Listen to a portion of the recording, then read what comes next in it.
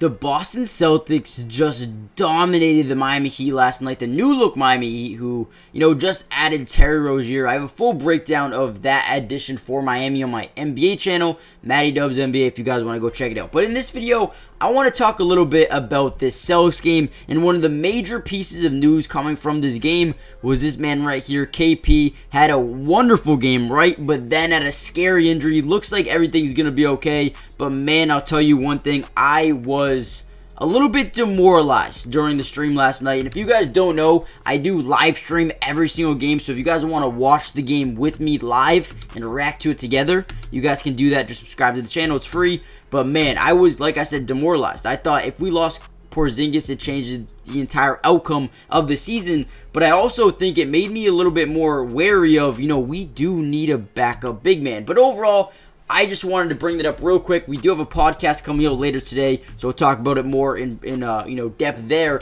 But in this video, I want to break down Tatum, man. Tatum had a very good game last night. Shot just under 50% from the field, but did a really good job getting to the free throw line. Overall, led the team with 26 points, 8 rebounds, 4 assists. Was overall just a great player offensively and defensively here. I thought the man was just good all around. And I think today or last night was a really big showcase of what the Celtics can be at their absolute highest potential. Obviously scoring 42 points in the first, 35 in the second, 36 in the third, and 30 points in the fourth quarter was amazing. And I think this is just them scratching the surface of what's to come if and only if they can stay healthy. So here we go. On this play, we're going to have Drew Holiday bringing it up here for the Celtics. We're going to spread the floor very nicely. See how Peyton Pritchard gets to the corner, Tatum gets to the corner, and everyone in this game played really well, man. I mean, especially shooting the three ball.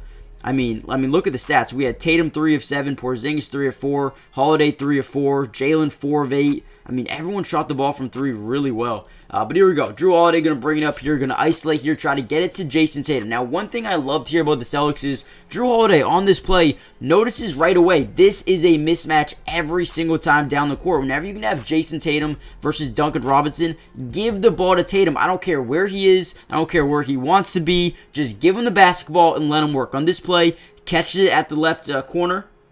Right, but as we know, Tatum is so good at creating that separation because all he needs to do is a step back, fade away mid-range, and gets it to go over Duncan Robinson. That's all we need to see, right? And then here we go. This play, Porzingis, again, gets it over to Jason Tatum. Same spot, just on the other side of the court. This time against a former Celtic and Josh Richardson.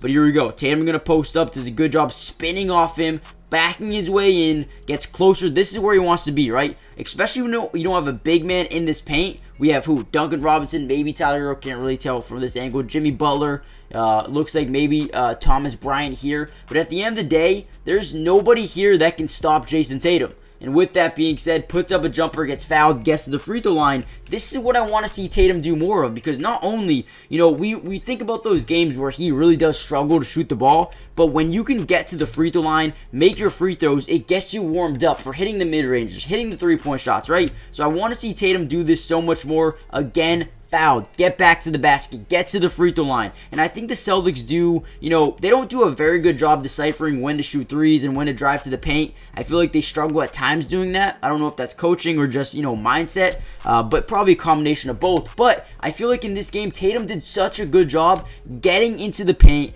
drawing that extra contact, but then later on in the game, allowing them to clear out the floor, space out, and also be able to shoot more threes, right? I feel like once you do that, you close off the defense a little bit and you force their hand.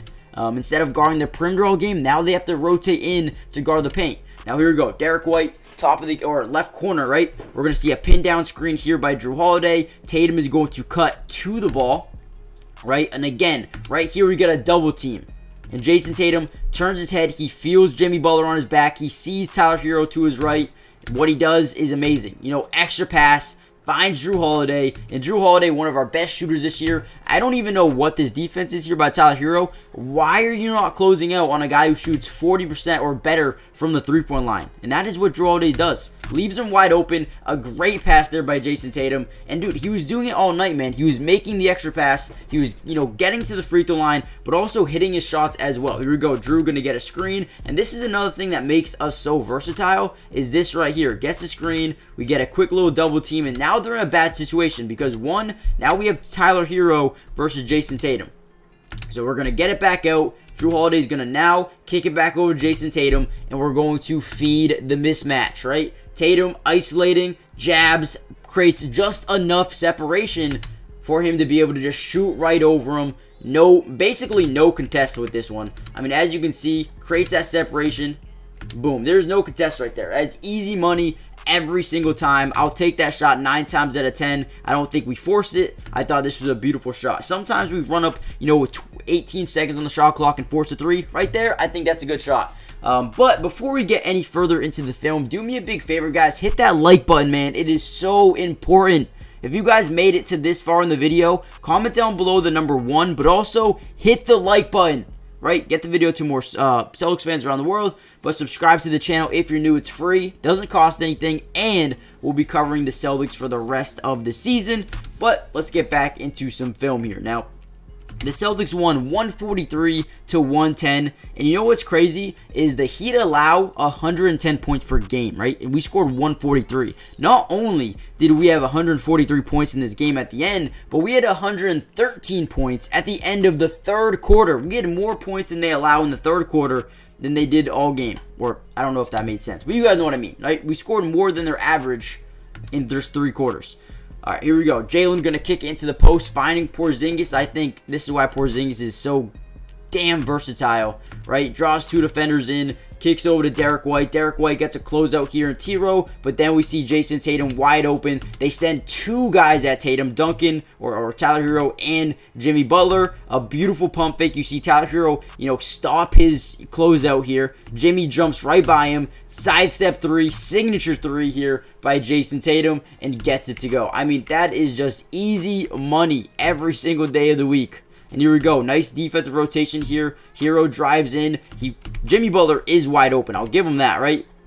Kicks it off to Bam. Bam throws up a floater and does rim out. But watch this fast break here. So, okay, this is the injury as well. Oh, this was tough. This was very tough. As you see his ankle. Oh, my God.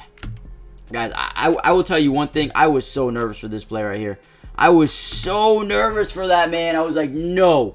No, this is the worst possible situation in the world. The worst. I was so nervous. But here we go. Jalen gets into the lane, draws 2 defenders. Watch how Tatum breaks to the open side of the floor, right? Look at the floor awareness, the floor spacing. And keep in mind, guys, we have one guy on the other side of the floor injured, right? If it was a good pass, it would have been an open 3 there, obviously, as you see here. But I just want to showcase the spacing here. Not a great pass. But if he gets right there, that's an open 3 for Jason Tatum. Other than that, though, we got 8 on the shot clock. Tatum isolating, pulls up a 3. Great, basically a step back and gets it to go 4-on-5 basketball. And we're still able to win some games, man. I mean, that is amusing. Or win some possessions, I should say. But let me know what you guys think. Podcast might be coming out later tonight. Hit that like button, subscribe if you're new, as Kristaps walks off the floor so gingerly at this point. I was extremely nervous. But, man, join the family, and I'll see you guys in the next one. Peace.